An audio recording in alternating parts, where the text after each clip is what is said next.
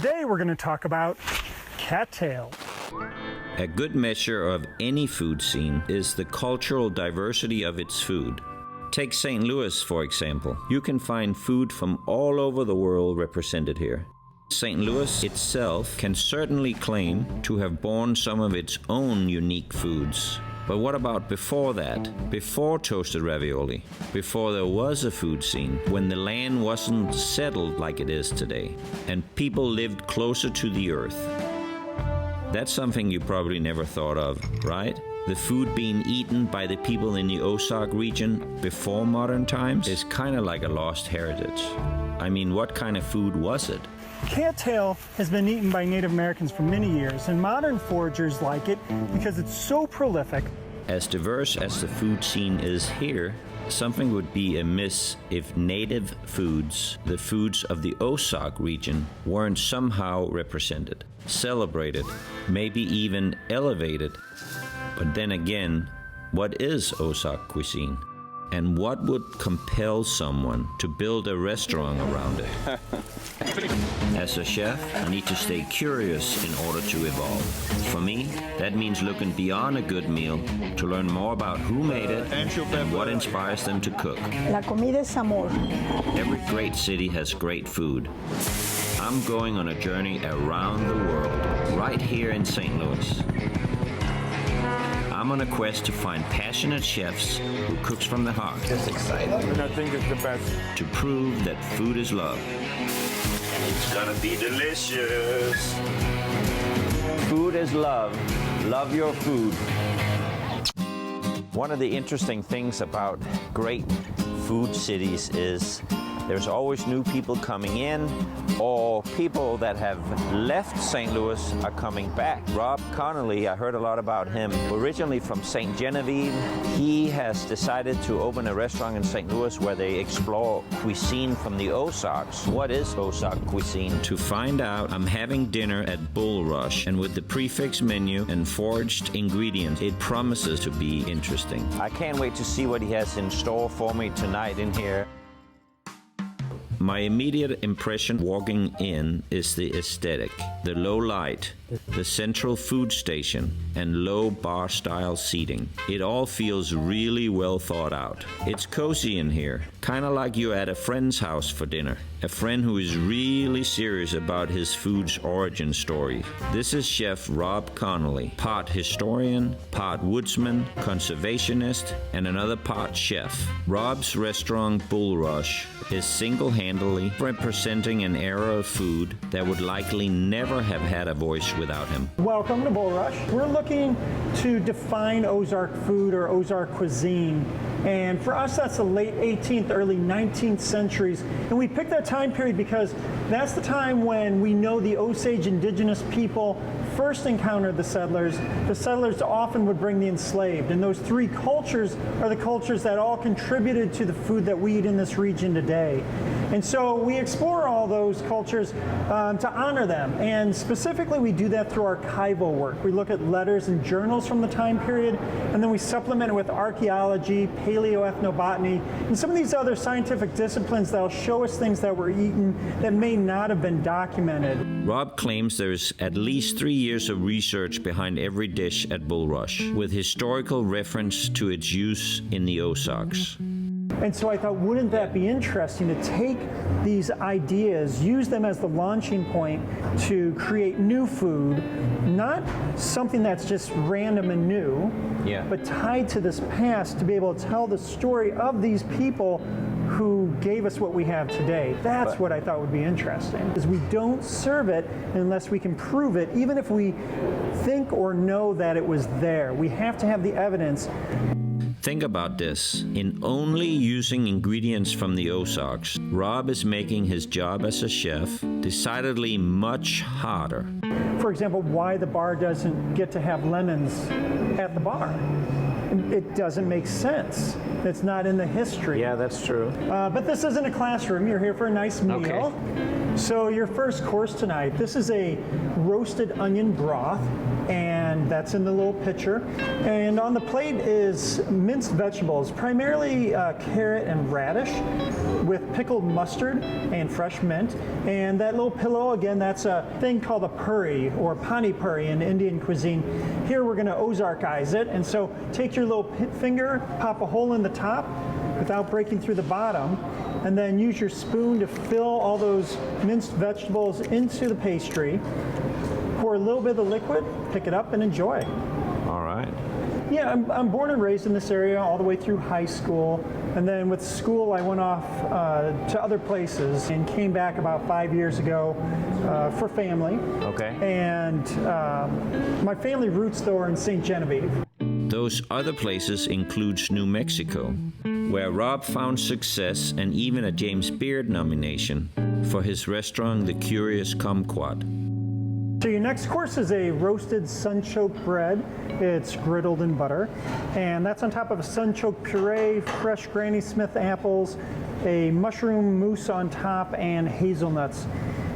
This is a fun dish for a couple reasons. One, this is the first dip into talking about the indigenous people, and it's the hazelnuts. We don't think of hazelnuts as being part of this region, but when we look back to 2,000 years ago, 3,000 years ago, to the Hopewell tradition or Hopewell culture, which are the indigenous people that preceded the Osage, hazelnuts were prolific. And I had a researcher at Washington University who said to me, never before and never since have hazelnuts been such a food item in this region. I mean, it's really looking at a lot of ingredients and then be very creative with what you have to work with. Yeah. And it kind of pushes barriers, and that's what makes it so interesting to me. Each dish on the Fluid 7-course prefix menu comes with a historical tie and an origin story. So this is a soup that has venison meatballs. There's roasted root vegetables, including celeriac and radish, among others, and a venison broth. The fun thing about this course is the venison is from Florissant, and it's served with wheatberry, and the wheatberry comes from a farm that the same deer had been eating out of, and the farmer provided both items to us to serve to you. This is great. Thank you. Let me ask you about the name Bulrush. Yeah, so the two ingredients that I most forage are acorns and cattails. And I serve cattails really from late April all the way till the beginning of October. A cattail in Europe is called a bulrush. Here we think of cattails as the weed on the side of the highway. And so that doesn't quite have the same glamorous feel that I would want associated with the restaurant, but it's such an important part of the food that I serve. And so I thought it'd be much more fun to use the European word to talk about an ingredient that we serve quite a bit of. The trust and belief you had in yourself to start this is fascinating to me, because when I heard about the restaurant the first time, I'm like, and now I'm here and I'm experiencing it. It delivers much more than I thought. It's amazing. Well, one of the things that motivated me early on, no one coming into this restaurant could give me a positive portrayal of the Ozarks. And to this day I say, give me one positive portrayal in mass media, and no one has one. You know, they talk about the TV show with Jason Bateman. That's not a positive portrayal. They might talk about Winter's Bone. That's not a positive portrayal, but it's a culture with a lot of history. It's a region with tradition. Not all of it's good, but that's no different than anywhere else. This is our chance to say, you know what? We're going to make this food that has never been given its due day in the larger, the national, international culinary community. And we're going to elevate it and say, you know what? Ozark cuisine is special. It's worthy of its own tasting menu, Yeah. and not just for my family, for the whole world. If I brought somebody in here that weren't interested in the history behind it, they would still sit down with me and have a great meal. Yeah, I think they'll have a great meal, and if they don't engage us in the history, I think they lose 50% of the experience because you miss the context. You don't understand any longer why we're serving it, why it's important in the grander scheme of things. And I've had people who have eaten at all sorts of tasting menus around the world, and they come here and we don't serve truffle or caviar, and they think, well, this isn't fancy. Like, isn't there something to be said, especially in this modern era, where we look at climate change, where we look at the economic struggles of Midwest farmers, to saying, instead of flying things in from around the world to make it special, why don't we take local foods and make them special? And to me, that's a much bigger challenge and much more exciting. And for the people who ate in New York and just can't allow themselves to imagine a meal without truffles being special, I say, well, there's lots of restaurants that serve truffles. So you also do foraging, right? Yeah. I mean, are you yourself boot on the grounds looking for stuff out there? Yeah, we never buy forage. I do that for ethical reasons, to know that the land was properly cared for. Okay. And that just goes back to when I was in New Mexico. I was taught and mentored how to forage by indigenous people, and so the respect of the land was very significant. And so it's pretty much me and anyone who will go with me. I want to go with you. Take me. I would love it. Let's do it. Okay, let's do it. It's going to get warm here soon, and we'll go out and Yeah. try to be out before the ticks and chiggers get out there. Yeah. I'll take you deep in the woods and make sure I bring you back, too. Yeah, I appreciate that. Without going into detail for everything that was served tonight, the food was incredible. So now that I know what Ozark cuisine is, the next question is, where does it come from? I'm Rob Conneley, author of Acorns and Cattails, and today we're going to talk about unexpected surprises. To find out what's going into the food at Bulrush, I'm on a little road trip, following Rob Connelly to family land, where he forages ingredients for dishes in his restaurant. Well, we're going foraging with Rob Connelly, and we're somewhere south of St. Louis in the St. Genevieve area. I got my boots. He told me it's going to be challenging, so I'm excited. Right now, the challenge seems to be keeping up with Rob's car. But as the two lanes turn to gravel roads, the scenery is more and more beautiful the closer we get to our destination. This is Rob's family cabin, a place where he spent time as a boy, and generations of his family has come to be with nature. Today, it's one of the places he forages. Upon arrival, a fire is built, and Rob begins to prep some meat to slow cook over the fire while we forage. I've got a papa mole, and this is braised pork belly. Already, it's looking and smelling like it's going to be a great day. This area is small enough, guys, that we're just going to walk. We're not going to walk like you were driving, right? I was like, holy moly, that guy's got a heavy foot. We're going to hit the different spots. Hopefully everyone's dressed to cross creeks. I think so. Are you okay? Yeah. I mean, do I have to get in the water? So right on the boots there, Rob? Yeah, just fabric and put as much as you can on you. So is this part of your regimen for the restaurant that you do this? Yeah, we've been, like last Monday, 2 Mondays ago, Nemaya and I went down to Marquand, Missouri to get morels and slaughter pigs. The week before, Kyle, Evan, and I came down past Cave Winery to some private land and did morel hunting. But I mean, you know how hard you make it on yourself, right? You're adding another layer of difficulty to the restaurant or what you're doing. I mean, I think that that's what makes it exciting. Yeah, it's harder in terms of time, but think about the average restaurant. It's hard work.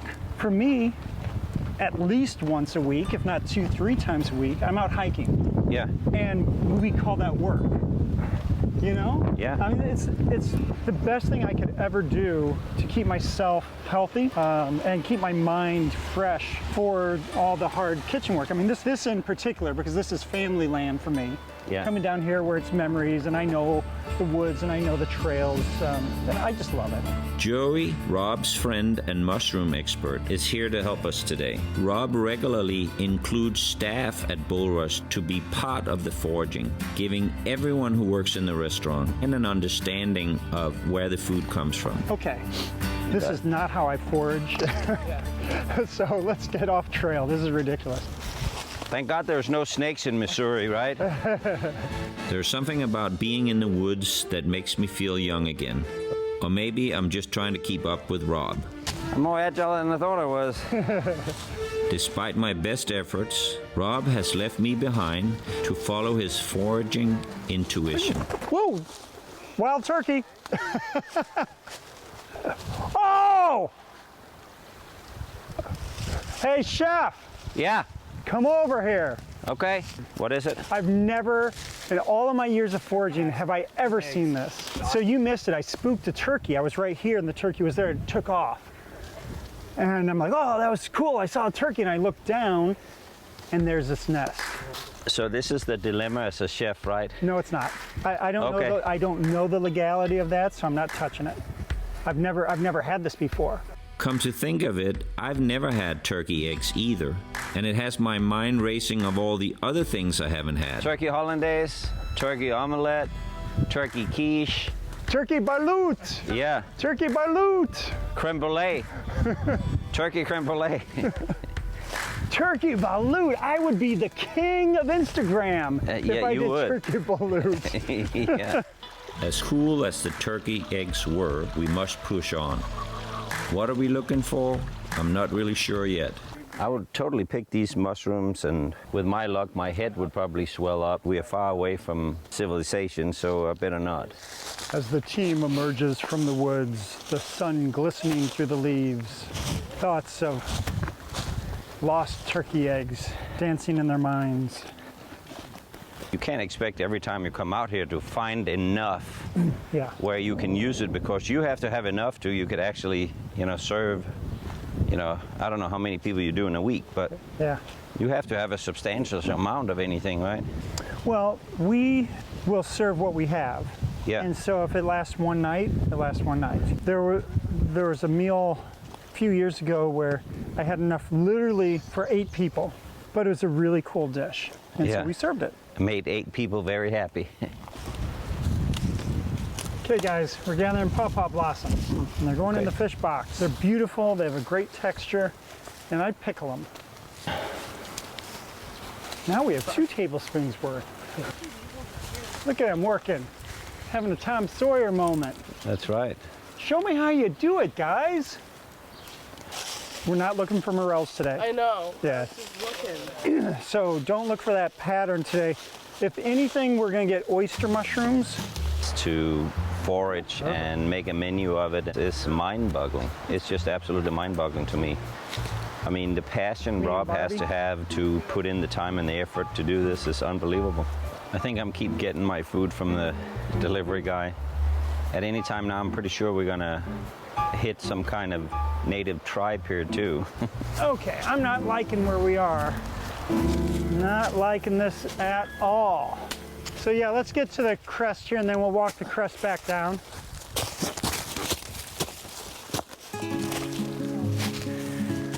Watch it. My foraging mentor, he loves to tell the story how he was out literally in the middle of the desert. You can't see anything in any direction. It's a salt flat. The plants told him to go, and he just felt compelled to go in a certain direction where there's nothing. He said he walked about 5 miles. He gets out there and he sees a burned out tree in the middle of nowhere. And he looks inside, and a freshly vacated beehive. The whole thing was filled with the beehive. He gathers all that comb, takes it back to his cabin up in the mountains, and it was fresh, smoked desert flower bee honey. Oh, wow. I have never had honey that amazing. The complexity of flavors. Yeah. And he only found that because he felt the plants were telling him Yeah. to go in that direction. Yeah. I'm not that connected with nature. I love nature. Yeah. But he's connected. He's the one who mentored me in foraging. Okay. Really amazing. By now we've been foraging for a couple of hours, and we only have a few pawpaw blossoms to show for Now we it. start to find the dead animals. I can sense Rob is not satisfied with how little we found so far, but that's foraging for you. You have to be prepared to come out with no more than you came in with. We're at the point of the foraging day. I'm thinking about low value and high value. And the team's picking pawpaw blossoms, which are nice, but they're more garnish than substance. And so I'm trying to go places that are a little harder to access that may actually have something worth eating. This is unfriendly territory, huh? You can see why a lonely teenage boy might enjoy this spot in the woods. Okay, we're gonna be going left, so you don't need to follow. Okay. I feel the need to check, and we know what happened last time I did that. Oh! See, you gotta follow your gut. I love this. What did I just say? You remember what happened last time I felt the Yeah. being compelled to go in a certain direction? Oh, my. Down there. Yeah, there's a bunch of them. You guys, morels! Look at that huge one. Look at the base off to the right even further. Yeah. Suddenly, as if we were guided here, we hit the motherlode of wild morel mushrooms, a hard-earned delicacy to be sure. By all accounts, it's far too late in the season to find anything like this, but despite the heat and very little rain, here we are. Maybe there is something to what Rob said about following your intuition. When your gut tells you to go, Yeah. you listen to it. This is so awesome. Rob, look at this. Oh my God, look at all those. I don't care how many times I do this and how many times I have success. It's so exciting to find forage like this. Twice on this day, I felt compelled to go in a certain direction. Wow, this year my team got morel experience. Yeah, it just went from a nice day out to an amazing Yeah. gathering day for the restaurant. Yeah. You're gonna have to send me some pictures of what you do with it. The final stop is a small lake on the property for an easy forage of Rob's favorite ingredients, cattails. We take them when they're young like this, cut them right above the water line, and peel out the outer layers. The inside tastes almost like cucumber, and it's really moist and fresh. Just give it a smell first. It's like cucumber, right? Totally like cucumber. Isn't that amazing? Yeah. Is that not delicious? Wow. It is so flavorful. Wow. I love cattail. In 2 weeks, it'll be the same height again. It grows so fast. If you don't know the water source, don't eat the cattail because that's what's growing the plant. I'm hooked now. My work here is done. Cattail foraged. We end the day still riding high from our jackpot of morels. Just in time to take the pork belly off the heat and have a stiff drink before dinner. And lucky for us, Rob has brought his bar staff along. Skål. That's what we say where I'm from. On the Mexican border, ojo a ojo, Oha, oho. ojo a ojo, eye to eye. If I had my way, I would have a cabin here next to yours and we could cook together every weekend. Thank you very much for bringing me down here. Yeah, it's been my pleasure. This is my childhood. This is my family's life for many generations. So this is pork belly braised in pawpaw mole. Using local chilies, and blue corn hominy tossed in stinging nettle pesto. And some of us actually have the morels from the hunt today. Yeah, I mean, I feel honored because I can't believe that you're actually taking these morels and using it today. I thought you were going to take it back to the restaurant. Well, I would, but we worked hard today. We did a lot of hiking. It got pretty warm, so you have to celebrate the bounty sometimes. It's almost a cliche, and I say this all the time, that food is love, but I'm flabbergasted all the time and energy you put into it. What you do is love. Before coming here today, I spent some time pondering what would make anybody go to this extreme, to explore an idea like Ozark cuisine. Several times today, Rob has talked about a gut feeling, a voice in the forest. But one of the joys of foraging is being out in wilderness and finding things that you never expected to find. Then it occurred to me, just like the plants in the forest speaking to the forager, that same gut feeling, that same instinct, might have been what brought Rob back here, to the place of his childhood, to find his heritage and maybe a little of himself. The result is Bulrush, an incredible expression of Ozark food, but also an expression of Rob. I'm leaving with a new group of friends and an immense respect for the work being done at Bulrush, and a little bit of an itch for foraging on my own. Nature's bounty right here. This is beautiful. I made a little bit of head cheese. Rob's pursuit of defining Ozark cuisine is an act of love for his roots in St. Genevieve. These little morels. Head cheese, Ozark style. Food is love.